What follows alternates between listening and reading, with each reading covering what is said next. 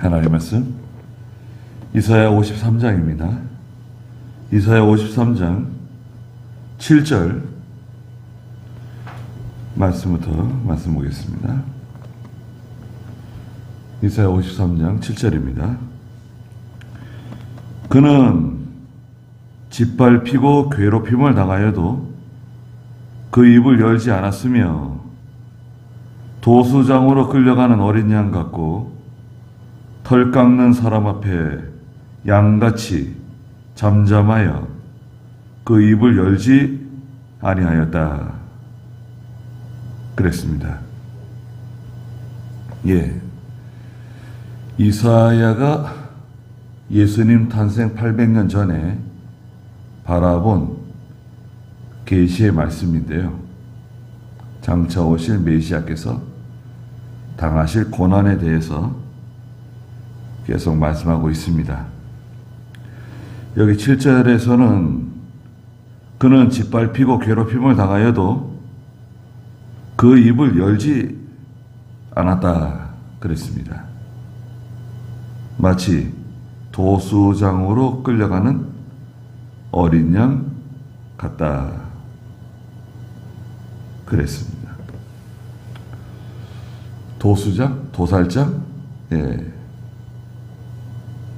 도살장으로 끌려가는 어린 양과 같이 아무 말씀을 하지 않으셨다. 예수님께서 십자가를 지시고 골고다 언덕을 올라가시면서 하신 말씀이 있나요? 성경에서는 예수님께서 골고다 언덕을 십자가를 지고 올라가시면서 말씀하신 내용이 전혀 기록되어 있지 않아요. 말씀하시지 않으신 거예요. 정작 십자가에 달리셔서 7마디 하셨죠. 가상칠언이라 그러는데요. 용낙모기 갈성탁이라 그래요. 용은 뭐죠? 저들의 죄를 용서해 주시옵소서. 낙, 한편에 있는 강도에게 내가 나와 함께 낙원에 있을 것이다.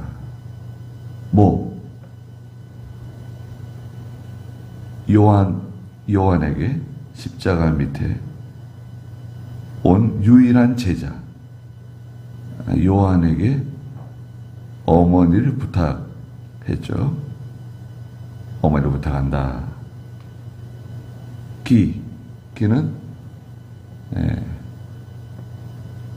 엘리 엘리 라마 사왁다니, 예수님의 기도. 아버지 어찌하여 나를 버리시나이까. 그 다음에 내가 목마르다. 다 이루었다. 탁은 내 영혼을 아버지께 부탁합니다. 가상칠언. 근데 요한복음 1장 29절에 보면 사도 요한이, 세례 요한이 예수님께서 오시는 것을 보고 보라, 세상 죄를 지고 가는 하나님의 어린 양이다 말했어요. 요한복음 1장 29절 한번 읽어보시겠어요? 이튿날 요한이 예수께서 자기에게 오시는 것을 보고 말하였다. 보아라, 세상 죄를 지고 가는 어린 하나님의 어린 양이다. 네, 세상 죄를 지고 가는 하나님의 어린 양이시다.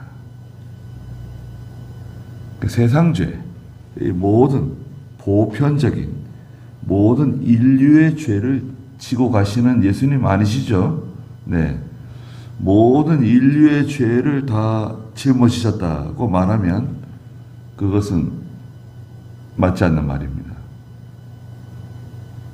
예수님께서는 하나님의 백성들, 구원받기로 작정된 하나님의 백성들의 죄를 친히 지고 가시는 하나님의 어린 양이에요. 그 어린 양은 바로 그 유월절, 유월절 어린 양이죠. 양을 잡아서 그 피를 문설주와 기둥에 바르고, 그리고 그 양의 고기를 불에 구워서 반드시 먹고, 뼈를 절대 부러뜨리지 마라 그러셨죠. 그 어린 양, 유월절 제물에 사용되는 어린 양, 바로 그리스도시다. 털 깎는 사람 앞에 양같이 잠잠하여 그 입을 열지 않았다. 오늘날에도 양은 그 털을 깎는데요, 양이 털 깎을 때 잠잠합니다. 간혹 발버둥 치는 양은 있지만 양이 시끄럽게 막 소리 지르고 그러지 않아요. 털 깎을 때 잠잠히 그 털을 깎습니다. 마치와 같이 예수님께서 그 입을 열지 않으셨다는 것입니다. 예수님께서 이 세상에 오신 목적이 십자가를 지시기 위해서 오신 거예요. 그게 예수님의 사명이에요. 그리스도의 사명. 예수님은 십자가를 지시기 위해서 반드시 그 십자가를 지시고 십자가에서 죽기 위해서 오신 거예요. 그게 목표예요. 목적이에요. 예수님께서 십자가를 굳이 피하신다? 그럴 수 없죠. 베드로가 절대로 그렇게 돼서는 안 되겠습니다. 아니, 십자가에 돌아가시다니, 그런 일이 주님께 생기면 안 되겠습니다. 예수님께서 사탄아, 내 뒤로 물러가라. 너는 나를 넘어지게 하는 사람이라고. 넌 하나님의 일은 생각지 않고 사람의 일만 생각한다고 책망하셨죠. 하나님의 뜻이 무엇인가 생각해봐라. 고난을 당해야 될 때가 있어요. 그걸 피하면 안 될 때가 있어요. 고난을 당해야 될 때 자기가 알아요. 아, 이건 내가 당해야 될 고난이다. 압니다. 피한다고 피해지는 게 아니에요. 또 피하면 안 돼요. 모든 상황을 볼 때 고난을 당해야 될 때가 있습니다. 그건 마치 해산하는 여인과 같아요. 10달 동안 아이를 배웠다가 아이를 낳아야 되잖아요. 고난이 오잖아요. 고통이 오잖아요. 피할 수 있나요? 아니, 피할 수 없어요. 그거는 당연히 받아들여지는 거예요. 그 고난을 통과해야지 사람을 낳는 거예요. 생명이 태어나는 거예요. 우리도 이건 내가 받아야 될 고난인 줄 알아요. 아, 이건 내 십자가다. 이건 내 몫의 태다. 이건 내가 감당해야 될 거다. 자기가 알아요. 그걸 피한다? 그러면 그거 뭐 책임 회피라고 할 수 있고, 어떻게 보면 직무유기라고도 할 수 있죠. 자기는 감당하지 않겠다. 저는 관여하고 싶지 않다. 그러면 안 되죠. 그럼 누가 해? 이사야 6장에 보면 하나님께서 이사야에게, 야 이사야야, 내가 누구를 보내며 누가 우리를 위해서 가면 좋겠냐 물으셨어요. 이사야에게 물으셨어요. 거기 이사야밖에 없어요. 다른 사람 없어요. 그 이사야가 하나님의 말씀을 들을 때 감동이 왔어요. 이미 하나님이 나보고 가라 그러시는구나, 나한테 시키시는 거구나. 감동이 왔어요. 벌써 알아요. 근데 이사야가 그거는 자 엘리사를 보내면 좋겠습니다. 미가 선지자를 보내면 좋겠습니다. 하박국 선지자를 보내면 좋겠습니다. 다른 사람 얘기하면 되나요? 아니 감동이 나한테 왔는데 하나님께서 지금, 야 이사야야, 내가 누구를 보내면 좋겠냐, 또 누가 우리를 위해서 가면 좋겠냐 물으실 때 이사야가 뭐라 그러죠? 주여, 제가 여기 있사오니 나를 보내소서, 저를 보내십시오. 양심 쓴 거죠. 그게 신앙 양심이에요. 예수님에게는 십자가는 예수님의 사명이고 또 예수님께서 통과해야 할 시련이에요. 다른 사람이 할 수 없어요. 다른 어느 누구도 할 수가 없어요. 죄 없으신 예수님께서만 이 일을 하실 수 있는 거예요. 그래서 8절에 있는 것처럼 그가 잡혀가 감금당하고 재판받았으니, 아니 지금 이사야가 예수님 탄생 800년 전에 지금 장차 오실 메시아가 당할 일들을 마치 직접 보는 것처럼 아주 세밀하게 그분이 감금당하셨고 재판받았으니, 그 세대 중에 누가 생각하기를, 그 세대 불신자들이 생각하기를 그 세대는 믿지 않는, 영접하지 않는 사람들을 가르쳐요. 그들이 생각하기를 그가 산자의 땅에서 끊어지면 마땅히 형벌받을 내 백성의 죄악 때문이다 하였겠느냐. 그분이 산자의 땅에서 끊어지는 것은 마땅히 형벌받을 내 백성의 죄악 때문이다 말씀하셨다는 거예요. 그래서 베드로전서 2장 24절에 그분께서 친히 나무에 달리셨다. 거기 한번 읽어볼까요? 베드로전서 2장 24절. 그분이 나무에 달려 자기 몸으로 우리의 죄를 친히 짊어지셨으니 이는 우리가 죄에 대하여 죽고 의에 대하여 살게 하려는 것이다. 그분이 채찍에 맞아 상하심으로 너희가 나음을 얻었다. 너희가 전에는 양과 같이 길을 잃었으나 이제는 너희 영혼의 목자와 감독이 되신 분께 돌아왔다. 네.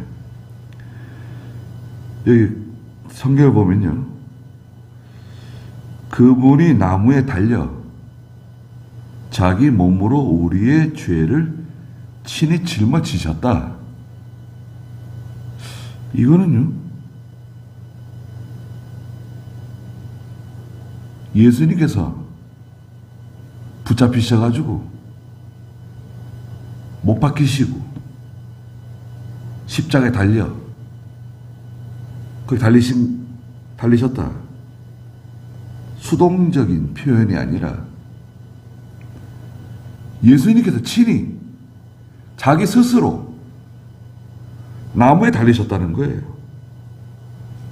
자기 스스로. 억지로 달린 게 아니라, 억지가 아니에요. 마치 자기가 원하는 것처럼, 자기가 원해서, 기뻐서 친히 나무에 달려 자기 몸으로 우리의 죄를 대신 짊어지셨다.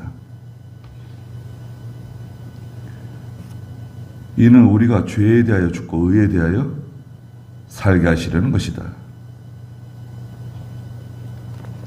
나무에 달린 사람은 구약에서 저주받은 사람이라고 말했어요. 그 예수님께서는 저주받으신 거예요. 누구의 저주받았죠? 하나님의 저주를 받은 거죠. 하나님은 자기 독생자를 저주하셨어요. 왜?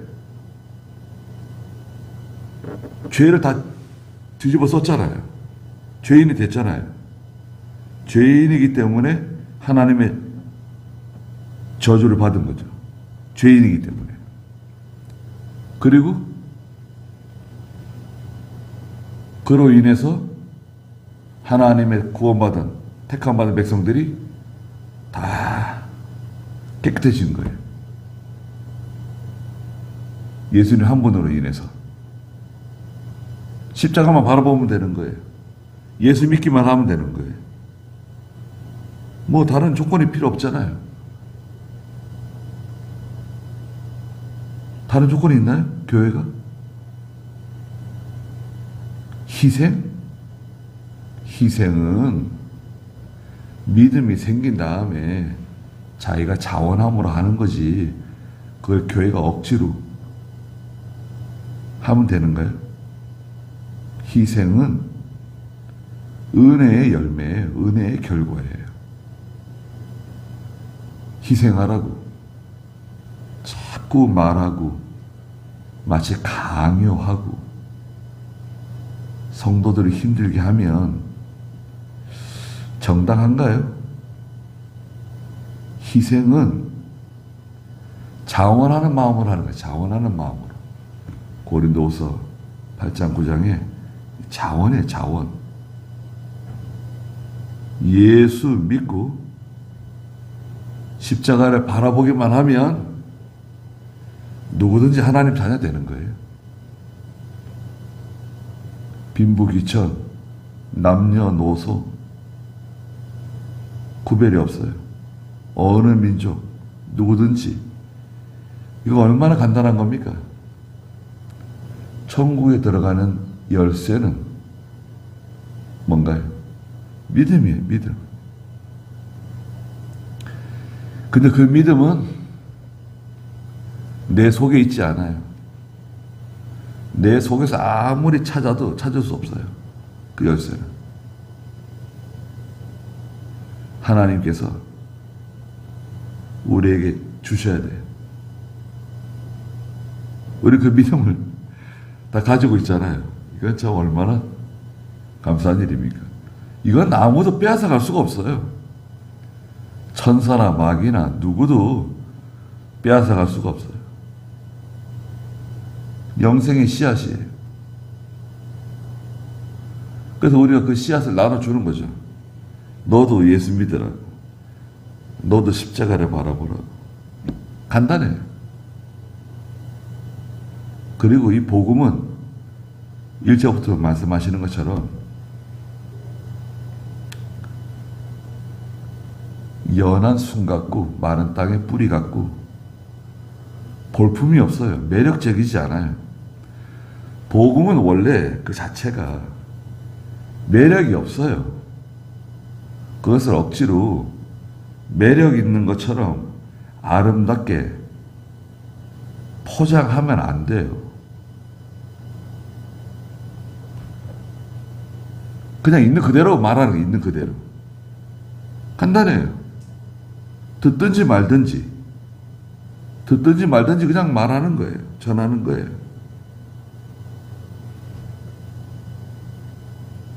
우린 좀 이해하기 힘들죠. 이해하기 힘들어요. 전도하다 보면 이 사람이 정말 끝까지 예수 믿을까? 교회 나올까? 참 걱정되기도 하고 생각하면 한심스러울 때가 있어요. 네. 그 중고등학교 때 그 우리 아이들 친구들 전도해가지고 교회 데려오 나오잖아요. 또 열심히 나와요. 잘 나옵니다. 근데 참 한심할 때가 있어요.